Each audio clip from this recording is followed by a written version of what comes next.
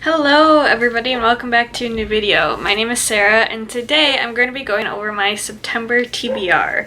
Now this TBR is going to be a little bit different than what I normally do. Normally I pick about 5 to 6 books that I'm wanting to read because within a month 5 to 7 books is a pretty average reading month for me. However, I don't know what I want to read next month. Like, I have an idea, but I don't really know. And then I noticed that I have an abundance of book of the month books on my physical TBR that I just haven't gotten to, and so I've decided I am going to solely pick from the book of the month books that I have available to me right now as my September TBR. Now I do have 2 exceptions to that. Nona the Ninth does come out September 13th. I have pre-ordered it and I do plan on reading that the second it gets within my clutches. And then I also have the Fairy Loot edition of Babel by R.F. Kuan that should be arriving in September. It did come out just like last week, you know, end of August, a type of thing. However, it is the Fairy Loot adult subscription book of August, but they have had shipping delayed and so I haven't received it yet. I will be receiving it sometime in September. And I do hope to read it once I get my hands on it. So those are the 2 exceptions. Other than that, I plan to solely read from my book of the month stockpile that I have, which happens to be 18 books. Now, am I going to get to all 18 of these books in September? No. But I don't know which of these I want to read right now. I do have kind of an idea. Like, there's some on here that are kind of calling to me a little bit more than some of the others, but I do want to kind of keep all 18 of them as an option, just because I am feeling much more of like a mood reader for this month. So I'm going to just kind of shotgun through these since there are 18 of them. These are also in no particular order. I just simply, they're in the order that I pulled them off of my cart and stack that I have. When I'm editing this, I will put up kind of like in the corner or something a scale of least likely, moderately likely, and most likely to get to the book that month. That way, maybe if you're curious of which ones I'm leaning more towards, that will be kind of listed up top alongside whatever book I'm holding up. Now, that being said, the first book that I have has actually been on my TBR the longest, and that is A Secret History by Donna Tartt. I did actually start this book a couple years ago, and I got about 50 pages through, and I just was not vibing with it at the time. I think now that I have more experience with dark academia novels, I have more of an idea of what to expect and kind of the level of pretentiousness to expect out of this, and I think I will enjoy it more, hopefully. If I decide to pick it up this month, this is like the book that people think of when you say a dark academia novel. We're basically following a group of students at a university. They're in this super elite Greek studies group. There's a bunch of messy, tangled relationships, and of course murder happens. And that's basically all that I really know, and I feel like all you really need to know going into a dark academia novel. So there's this one. Next, I have The People We Keep by Alison Larkin. This is kind of, it's described as a historical fiction novel. However, it's set in 1994, which is the year before I was born, and to call that historical fiction makes me really sad. I'm calling it contemporary because I feel like the 90s weren't that long ago, okay? This is like border contemporary historical, we'll say that. But basically we're following a girl who, she's kind of feeling very lost in life. She's a singer-songwriter, and one day she decides to just kind of like borrow her neighbor's car and go on a road trip without really any sort of destination. And then eventually she stumbles across Ithaca, and then she just decides to stay there, working at a coffee shop, making music, and kind of making this found family group of friends. and it's supposed to just kind of be her story of figuring out her life in the 90s. Next, I have The Keeper of the Night by Kylie Lee Baker. I am very embarrassed to admit that this one is actually one that gets tucked away in my cart, and I keep forgetting that I own it because it's something that I am very excited to kind of explore and read. It just sounds really fascinating. We are following a main character who's half Reaper, half Shinigami. So both it deals with like the land of the dead, but because she's not like full Reaper or full Shinigami, she has a very hard time finding her place of acceptance in either of these worlds.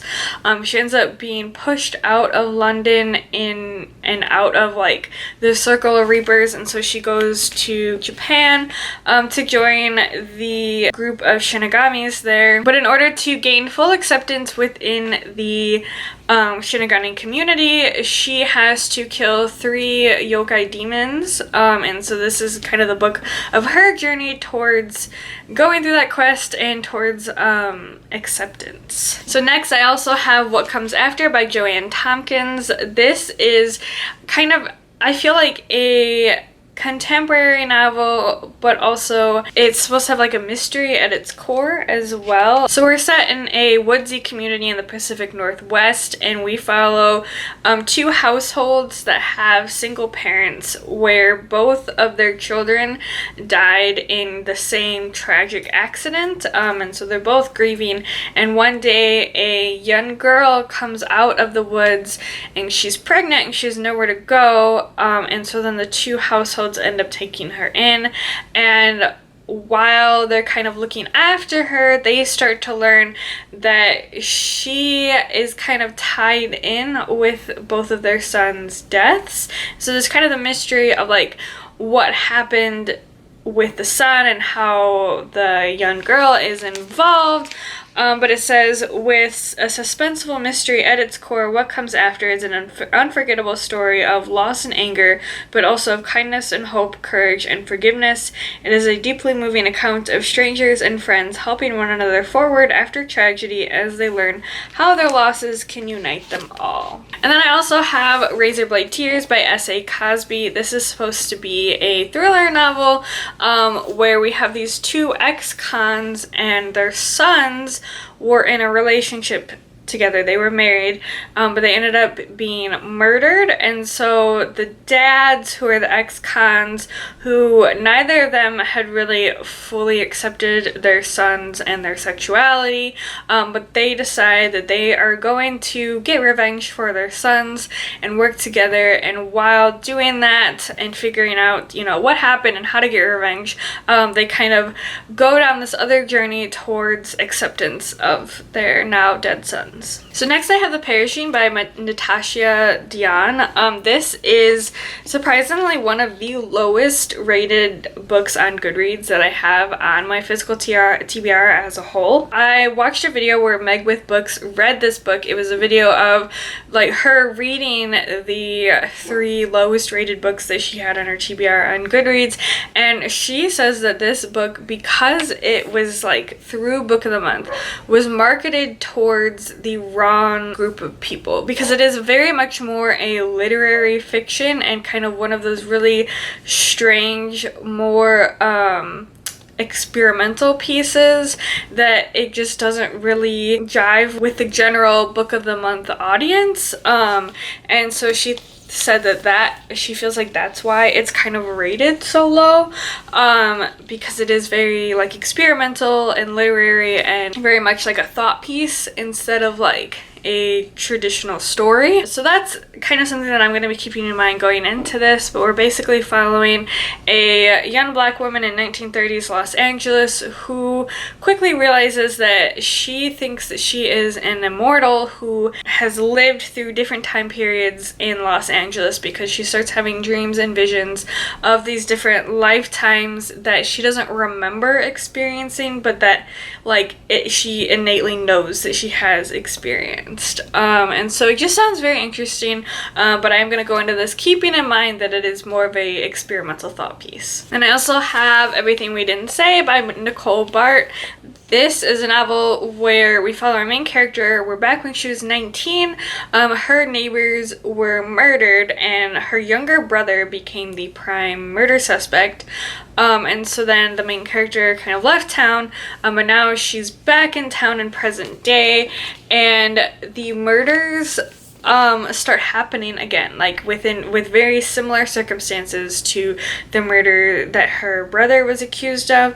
And so now she is on a mission to figure out the actual truth behind these murders. And then I have The Cartographers by Penn Shepard. This is supposed to be a thriller, but I've heard it's kind of marketed poorly.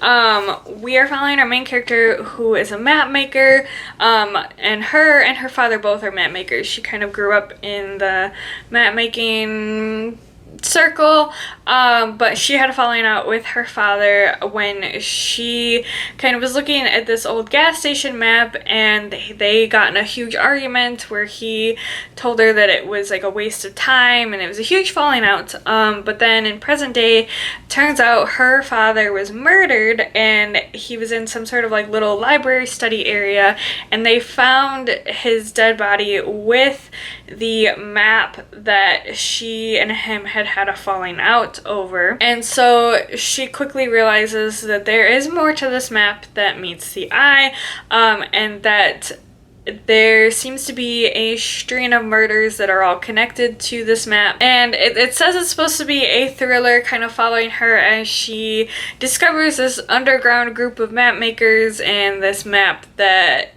there's more to it that meets the eye. Like I said, I've heard that it's marketed incorrectly. I'm not quite sure like how it should be marketed. I think it was never really explained by people because that involves a lot of spoilers, but I'm still quite curious about this book. And then I have A History of Wild Places by Shay Earnshaw. Now I actually am going to read the inside synopsis of this because there's just kind of like a bunch of small nuances that I want to make sure I convey accurately.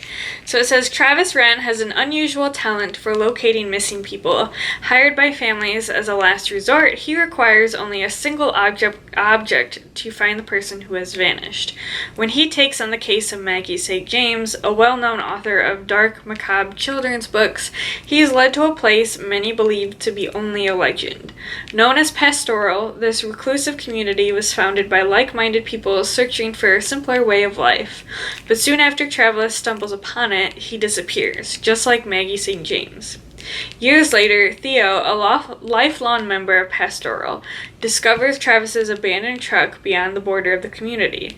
No one is allowed in or out, not without the risk of bringing a disease, the rot, into Pastoral. Unraveling the mystery of what happened reveals secrets that Theo, his wife Calla, and her sister Bee keep from one another.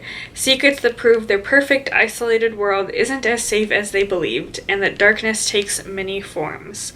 Hauntingly beautiful, hypnotic, and bewitching, A History of Wild Places is a story about fairy tales, our fear of the dark, and losing yourself within the wilderness of your mind. Now, I must say, this is one that I, for whatever reason, have been sitting on since it came out last December, and I am for sure going to be picking it up this month because I've been super excited about it since I got my hands on it, and I just haven't read it yet. So then next I have The Maid by Nita Prose. This is a mystery novel. It's supposed to be a locked room mystery where we're following our main character, who is a maid. She's also neurodivergent.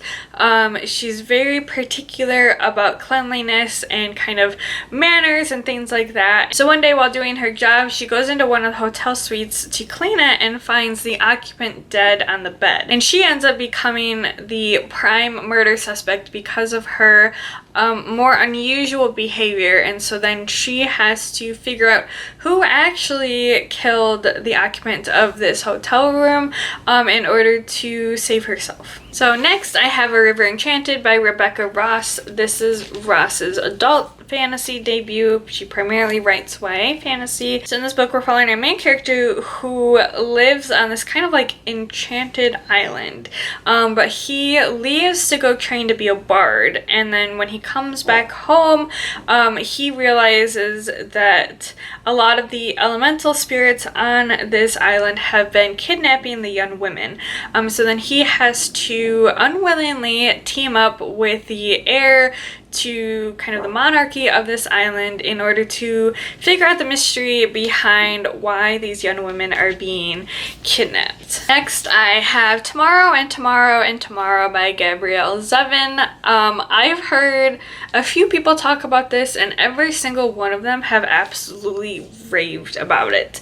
I feel like the synopsis doesn't give like too big of an idea of what it's actually about, but the most compelling parts I will read to you. It says, in this exhilarating novel by the best-selling author of The Storied Life of A.J. Fikry, two friends, often in love but never lovers, come together as creative partners in the world of video game design, where success brings them fame, joy, tragedy, duplicity, and ultimately a kind of immortality.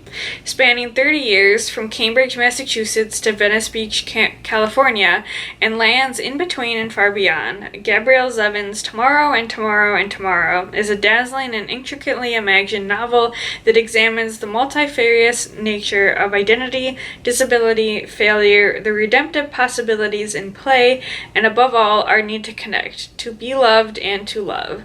Yet, yes, it is a love story, but it is not one you have read before. So there's that one. I also have The Stardust Thief by Chelsea Abdullah. This is supposed to be, I think, 1001 Nights retelling. We're following our main character who kind of looks for and sells illegal magic. She has a jinn bodyguard, and one day she actually gets blackmailed by the Sultan to go find this ancient lamp, which has the ability to revive the land that has been turned barren, but at the cost of sacrificing all jinn. And so it's a story of her going on this journey with her bodyguard, who happens to be a jinn, as well as, I think, the prince? Yeah, the Sultan's oldest son. And I've heard really good things about this one as well. So the next I have a nonfiction book, and this will be the nonfiction that I plan to pick up in September. So every month I plan to pick up at least one nonfiction book to read, and this month it will be a nonfiction book of the month book that I have, and that is The Devil in the White City by Eric Larson. This is about the Chicago World's Fair and H.H. Holmes' infamous hotel that he used to murder people during the World's Fair. So there's this one. And then next I have a contemporary novel. It's True Biz by Sarah Novick. This is about two students and a teacher at a school for the deaf, and how there are kind of personal turmoils, but also kind of political, societal turmoils that start to happen that affect the students and the teachers within this school for the deaf, and it's just about how these characters end up dealing with it. It says at the end, this is a story of sign language and lip reading, disability and civil rights, isolation and injustice, first love and loss, and above all, great persistence, daring, and joy. Absorbing and assured, idiosyncratic and relatable, this is an unforgettable journey into the deaf community and a universal celebration of human connection. After that, I have The Hacienda by Isabel Cañas. So our main character's family was executed during the Mexican War for Independence, and so she is kind of like left lost and floundering, and she decides to accept a marriage proposal from a very rich man who has very questionable kind of stories floating around him about his first wife, and she kind of ignores that and is like, look, I just need like a stable place to live. So she agrees to marry him. So after she moves into this house, she starts having like really weird dreams and visions of things that, you know, happened in the house, and so she kind of starts asking around, but nobody in the house wants to give her any answers and tells her that it's just she's making it all up. They don't know what she's talking about. Meanwhile, they're busy, like, you know, putting salt lines and sigils in corners and warding against things, and she's like, what are you talking about? This is all in my head. I see you doing this stuff. So then she ends up getting the help of a priest who is also a witch, in order to figure out the truth behind her husband's first wife and why this house is haunted. And then I also have Darling Girl by Liz Mikulski. This is a Peter Pan retelling, but it poses Peter Pan as the villain. So we are following Wendy's granddaughter, Holly, who is just kind of living this normal life, but she has a daughter who has been in a coma for years and years, and one day she gets a message saying that her daughter has been kidnapped. She's no longer laying in the bed. And so Holly knows that it was Peter Pan that abducted her daughter for whatever nefarious reasons that we will find out when we read this book. So she ends up teaming up with an ex-soldier in order to get her daughter back. And then lastly, I have Small Angels by Lauren Owen. And I'm going to read the synopsis. I'm just going to. So it says, Lucia and her sisters grew up on the edge of Mockbeggar Woods. They know it well, its danger, but also its beauty. As a lonely teenager, Kate was drawn to these sisters, who were unlike any people she'd ever met. But when they brought her into the woods, something dark was awakened, and Kate has never been able to escape the terrible truth of what happened. Chloe has been planning her dream wedding for months. She has the dress, the flowers, and the perfect venue. Small Angels, a charming old church set alongside dense green woods in the village that her fiancé, Sam, and his sister, Kate, grew up in. But days before the ceremony, Chloe starts to learn of unsettling stories about small angels in Mockbeggar Woods. And worse, she begins to see, smell, and hear things that couldn't possibly be real. Now Kate is returning home for the first time in years for Sam and Chloe's wedding, but the woods are stirring again, and Kate must reconnect with Lucia, her first love, to protect Chloe, the village, and herself. An unforgettable novel about the memories that hold us back and those that show us the way forward. This is storytelling at its most magical. Enter Small Angels if you dare. So those are the 18 Book of the Month books. So we'll be 19 once the one that I picked for September, which I will put a picture of right here, arrives.